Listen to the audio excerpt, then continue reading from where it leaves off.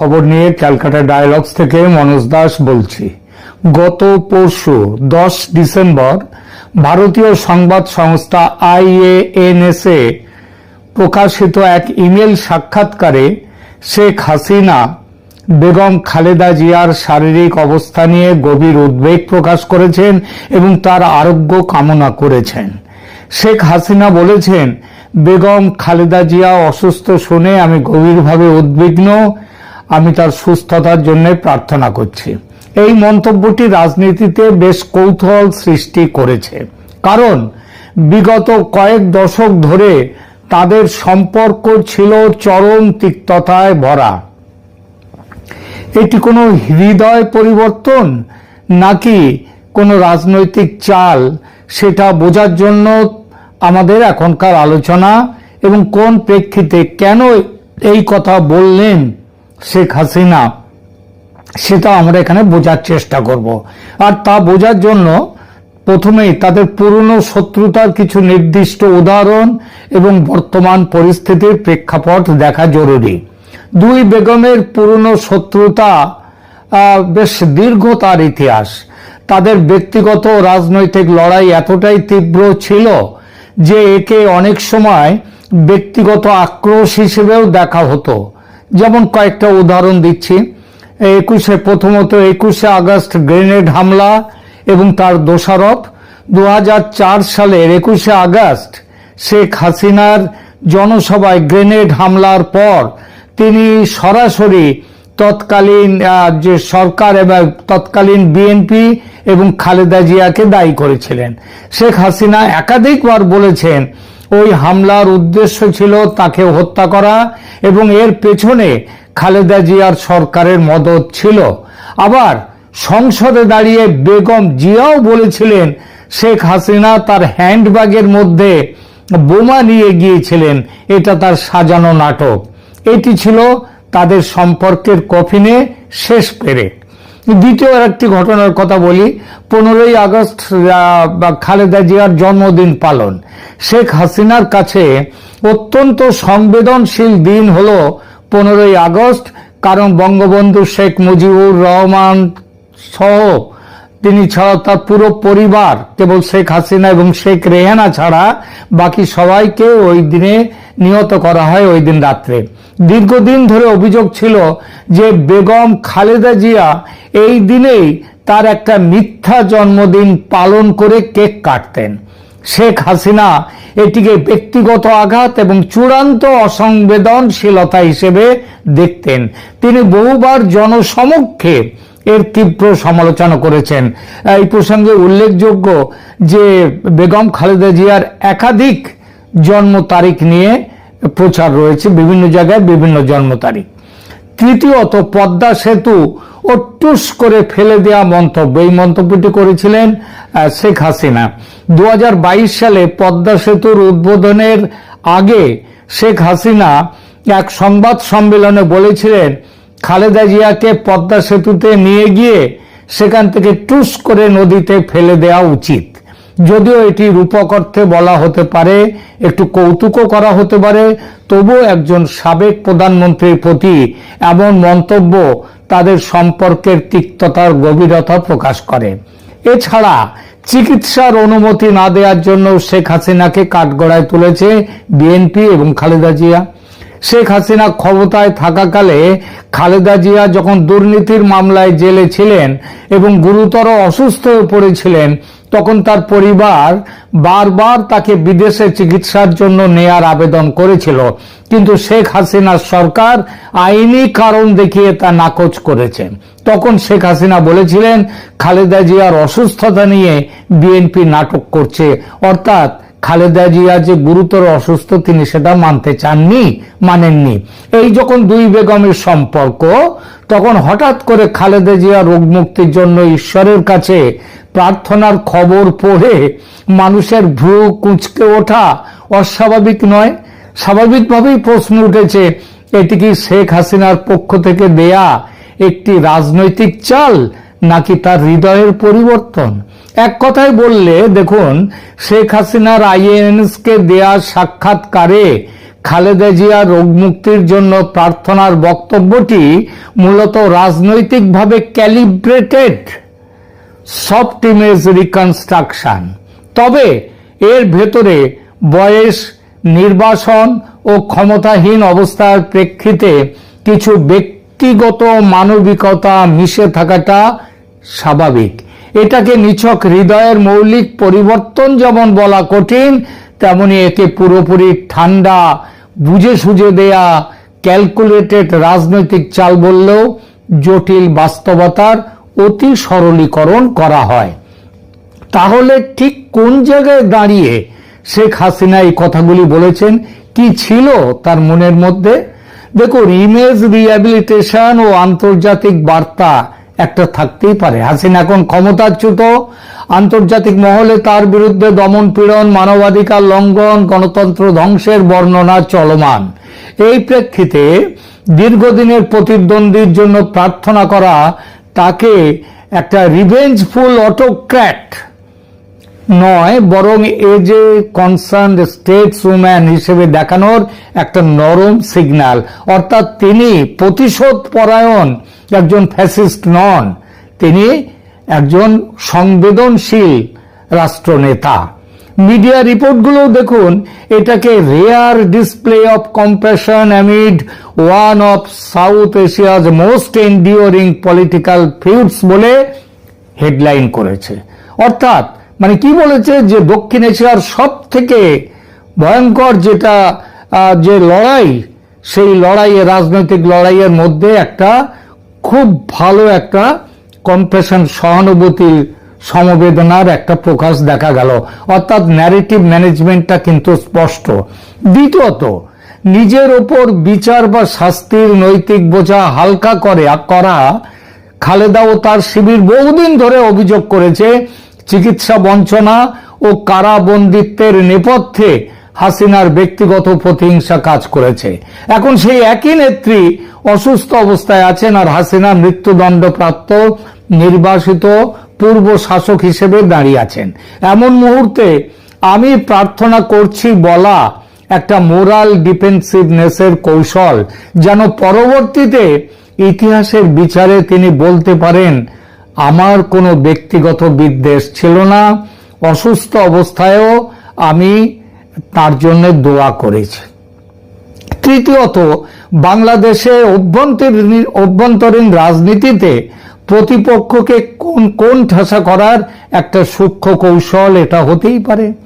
আজীবন যে নেত্রীকে নির্দয় স্বৈরাচারী বলে রাজনৈতিক ক্যাম্প গড়ে তুলেছেন খালেদা জিয়া, তার মুখে এমন কথার ফলে কিছু সমর্থকের চোখে যে আওয়ামী লীগ শুধু প্রতিশোধের রাজনীতি করে তা নয়, আরো উল্টো প্রমাণিত হয় যে আমাদের নেত্রী অসুস্থ, বিপরীত পক্ষ মানবিক হতে পারে।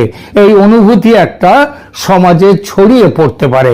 আর বিএনপি যদি এই বক্তব্যকে সরাসরি প্রত্যাখ্যান করে, তীব্রভাবে আক্রমণ করে, তবে বলা যাবেই যে আমরা মানবিক, কিন্তু আমাদের নেত্রী শেখ হাসিনা মানবিক, কিন্তু খালেদা জিয়ার দল বিএনপি তারা অমানবিক, এই ন্যারেটিভে যোগ করা যেতে পারে। চতুর্থত, দেখুন, ভারতীয় গণমাধ্যম ও ভারতীয় শ্রোতাদের কাছে বার্তা পাঠানো। সাক্ষাৎকারটি IANS কে দেয়া। ভারতীয় নীতি, জনমত, একাডেমিক পরিসরে হাসিনাকে হার্ড, খুব শক্ত বাট নেসেসারি পার্টনার, প্রয়োজনীয় সঙ্গী বলা হয়। সেখানে তাকে, তার নামে যে একটা তার কড়াকড়ি বা তার যে একটা ফ্যাসিস্ট অথরিটারিয়ান যে একটা ভাবমূর্তি হয়েছে, সেই ভাবমূর্তিকে একটু নরম করে দেওয়ার জন্য এটা একটা সুসংগঠিত কূটনৈতিক সিগন্যাল। সব মিলিয়ে এটিকে কোনো রাজনৈতিক ক্যালকুলেশন নেই যেমন বলা যায় না, তেমনি এটাকে শুধু একটা কৌশলগত বক্তব্য, তার ভেতরে প্রাণের স্পন্দন নেই এটাও বলা যায় না। কয়েকটা দিক এখানে গুরুত্বপূর্ণ। বয়স ও অভিজ্ঞতার ক্লান্তি দুই নেত্রীরই হয়েছে। বয়স 70 পেরিয়ে 80 কাছাকাছি। দশকের পর দশক দুজনের শত্রুতা, ক্ষমতার পালাবদল, লাশ মামলা হামলার পর বয়সের এই পর্বে এসে শত্রুতা অনেকটা ব্যক্তি পরিসর ছাড়িয়ে একটি নৈর্ব্যক্তিক রাজনৈতিক সত্যে পৌঁছে যায়। কিন্তু ব্যক্তিগত স্তরে মানুষের ভেতরে কিছুটা কোমলতা এই সময় আসাটা খুবই স্বাভাবিক। ব্যক্তিগত শোকের দীর্ঘ ইতিহাস দুজনের। হাসিনা নিজে 1975-এর হত্যাকাণ্ডে পুরো পরিবার হারিয়েছেন। খালেদাও তার স্বামী রাষ্ট্রপতি জিয়াউর রহমানকে হত্যাকাণ্ডে হারিয়েছেন। দুজনেই লস ড্রাইভেন পলিটিক্যাল পার্সোনা। তাদের দুজনেরই ব্যক্তিগত ক্ষতি বিশাল। যাদের রাজনৈতিক আত্মপরিচয় অনেকাংশে ব্যক্তিগত শোকের ওপরে এরা কিন্তু দাঁড়িয়ে আছেন। দীর্ঘ শত্রুতা সত্ত্বেও প্রতিপক্ষ মৃত্যু পথযাত্রী হলে এমন দুজন মানুষের মধ্যে কিছু আন্তরিক সহমর্মিতা জেগে ওঠা অস্বাভাবিক নয়। বক্তব্যের ভাষা ও টোন লক্ষ্য করুন, তারপর প্রেক্ষিত দেখুন। কি বলেছেন শেখ হাসিনা, কোন প্রেক্ষিতে?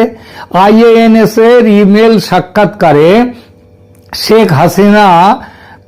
শেখ হাসিনাকে খালেদা জিয়ার আশঙ্কাজনক শারীরিক অবস্থা ও হাসপাতালের নিরাপত্তা জোরদারের প্রসঙ্গে জিজ্ঞেস করা হলে তিনি বলেন সংক্ষেপে, I am gravely concerned to hear that Begum Khaleda Jia is ill and will pray she can make a recovery. তিনি সুস্থ হয়ে উঠুন। আমার খুব খারাপ লেগেছে, আমার খুব খারাপ লাগছে খালেদা জিয়া অসুস্থ হয়ে রয়েছেন, আমি কামনা করব তিনি সুস্থ হয়ে উঠুন। একাধিক প্রতিবেদনে উল্লেখ আছে তিনি কোনোভাবেই অতীতের দ্বন্দ্ব বা শত্রুতা টানেননি, বরং সেখানে একটি সিম্পল প্রেয়ার দিয়েছেন, avoiding any reference to their bitter past. পুরনো অতীত টেনে আনেননি। দুজনের প্রেক্ষাপট বিশ্লেষণ করলে একদা প্রবল ক্ষমতার অধিকারী দুই নেত্রীর মধ্যে এক অদ্ভুত সাদৃশ্য লক্ষ্য করা যায়। শেখ হাসিনা বর্তমানে অপসারিত, নির্বাসিত, ভারতে আছেন, শারীরিকভাবে অসুস্থ না হলেও তিনি বর্তমানে হতবান। খালেদা জিয়া দীর্ঘদিনের অসুস্থ, বর্তমানে সিসিইউতে একাধিক জটিল অসুস্থতায় ভুগছেন, হৃদরোগ, diabetes, arthritis, liver cirrhosis, kidney সমস্যা ইত্যাদি। তাকে বিদেশে নিয়ে অনিশ্চয়তা তৈরি হয়েছে, মনে হচ্ছে সবাই যেন এড়াতে চাইছে। কি কারণটা? কেউ বলছে তিনি মারা গেছেন, কেউ বলছে, এমনকি বিএনপির লোকেরাও বলছে তিনি মারা গেছেন। কিন্তু এয়ার অ্যাম্বুলেন্সের টেকনিক্যাল সমস্যা এতদিনেও শেষ হচ্ছে না, এটা একটা অদ্ভুত কাণ্ড। অর্থাৎ দুই নেত্রী এখন ক্ষমতা চূড়ায় নন, দুজনেই তাদের জীবনের লেট চ্যাপ্টারে, একজন গুরুতর অসুস্থ, অন্যজন নির্বাসিত, হতমান। দুই বেগমের লড়াই 80-র দশকে এরশাদ বিরোধী গণতান্ত্রিক আন্দোলনে হাসিনা ও খালেদা একসঙ্গে সামরিক শাসন বিরোধী ফ্রন্টে ছিলেন। যৌথ আন্দোলনের মাধ্যমে 1990-এ এরশাদকে সরানো হয়, কিন্তু 1991-এর নির্বাচনের পর থেকেই শুরু হয় প্রতিদ্বন্দ্বিতা থেকে শত্রুতা। এটাই পরে ব্যাটল অব দ্য বেগমস নামে পরিচিত হয়। 1991-এর নির্বাচনে খালেদা জিয়ার অপ্রত্যাশিত জয় হয়, ইসলামী দলগুলোর সমর্থন পেয়ে তিনি প্রধানমন্ত্রী হন। এটা হাসিনার জন্য প্রথম বড় ধাক্কা। 1996-তে হাসিনা ক্ষমতায় আইলেন, তারপর আবার 2001-এ আবার খালেদা এলেন ক্ষমতায়। তার সময়ে জঙ্গিবাদ ও দুর্নীতির অভিযোগ তীব্র হয় খালেদা জিয়ার শাসনে। দুই পক্ষই পালাক্রমে একে অন্যকে অগণতান্ত্রিক, আর এ বলছে ওকে ভারত প্রেমী, ও বলছে একে পাকিস্তান প্রেমী, দুর্নীতিবাজ ইত্যাদি আখ্যা দিয়ে জনমত মেরুকরণে ব্যবহার করা হয়। এরই মধ্যে 2004-এর গ্রেনেড হামলা, ব্যক্তিগত নিরাপত্তা ও ঘৃণার গভীরতা পৌঁছে গেল চূড়ান্ত পর্যায়ে। 2004 সালে ঢাকায় আওয়ামী লীগের সমাবেশে শেখ হাসিনাকে লক্ষ্য করে গ্রেনেড হামলা হয়, তিনি বেঁচে যান, তবে 20 জনের বেশি নিহত এবং শত শত আহত হয়। খালেদা জিয়ার সরকার ও তাদের ইসলামী মিত্রদের ভূমিকা নিয়ে বহু প্রশ্ন ওঠে। পরে খালেদার জ্যেষ্ঠ ছেলে তারেক রহমানকে ওই মামলায় অনুপস্থিতিতে আজীবন কারাদণ্ড দেয়া হয়। বিএনপি অবশ্য এগুলোকে সাজানো মামলা বলে। শুধু এই বলা নয়, খালেদা জিয়া সংসদে দাঁড়িয়ে এমনও বলেছেন যে হাসিনা তার হ্যান্ডব্যাগে করে নিজেই বোমা এনেছেন, এনে সেই বোমাতেই বিস্ফোরণ ঘটে। এই ঘটনাটি ব্যক্তিগত স্তরে দুই নেত্রীর মধ্যে পয়েন্ট অফ নো রিটার্নে পৌঁছে যায়।